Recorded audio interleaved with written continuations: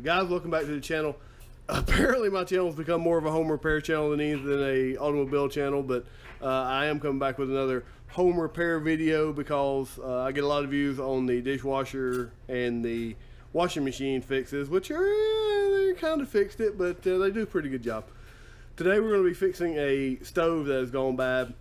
And so this is just a very cheap Hotpoint GE stove that a lot of people have, and the heating element basically went bad. So put it on to cook a pizza and it wouldn't get hot, which of course I was baking, so I figured it might be the baking element. There's other things that could go bad, but it was pretty obvious when I looked in, and please excuse the dirtiness of the stove, but it was pretty obvious when I looked in, and this side of the heating element was fine, and this side looked like this with this weird corrosion on it. And of course this side was dark, which means it was not heating properly. So the boiling element at the top was still fine, but this bottom element was bad. So I'll show you how to quickly replace this. This should be good for most stoves, and definitely for the GE Hotpoint stuff. Most stoves are very simple. You shouldn't be afraid of trying to tackle it yourself. All I did was I went online. You can check my link in the description below on where to find this heating element. But I just went online, I found another heating element that matches this one, matched this model. And now I'm going to show you how to replace it. So here's all you have to do. There are 2 screws in the back of this heating element. Now, I've already taken them out, but I'll show them to you anyway. So my wife just reminded me, make sure you always turn the power off, which I did at the breaker. Turn it off at the breaker. If you're still nervous, you can unplug the stove. It's advisable as well. But to get this heating element out, there are 2 very small screws that hold the heating element in. And all I needed was a 6mm socket to get those out. And now this heating element should just pull out of here. Ooh, okay, now we know why the heating element was bad. Alright, so once I get it pulled out, you can see the 2 connections. I'll just unplug those 2 connections. Don't lose those connections back into the back of the stove when you pull those loose. But you can clearly see the heating element was completely broke.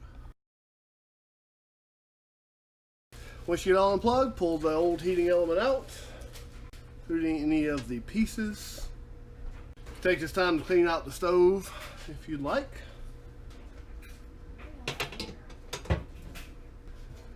Get your new element in here. That's what she said, apparently, according to my wife. I don't get it. Plug it back up and then jam it into place. That's what she said. Line up the holes and start screwing. Woo! Jeez. This is a child-friendly channel, please. Is it? Kids are going to start doing the oven? Yes, children should definitely be involved in home repair.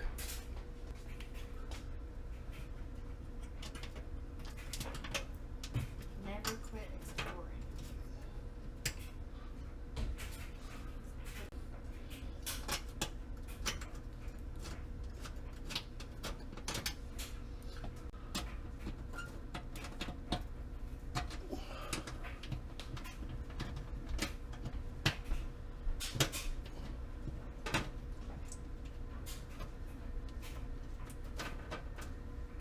Once you get the element in there, you can start plugging things back up and turning things on and making sure nothing burns down.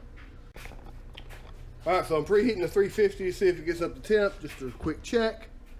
Looks nice and hot. Ooh, feels nice and hot. So we'll wait on to get 350 and see if it stops preheating and holds temp.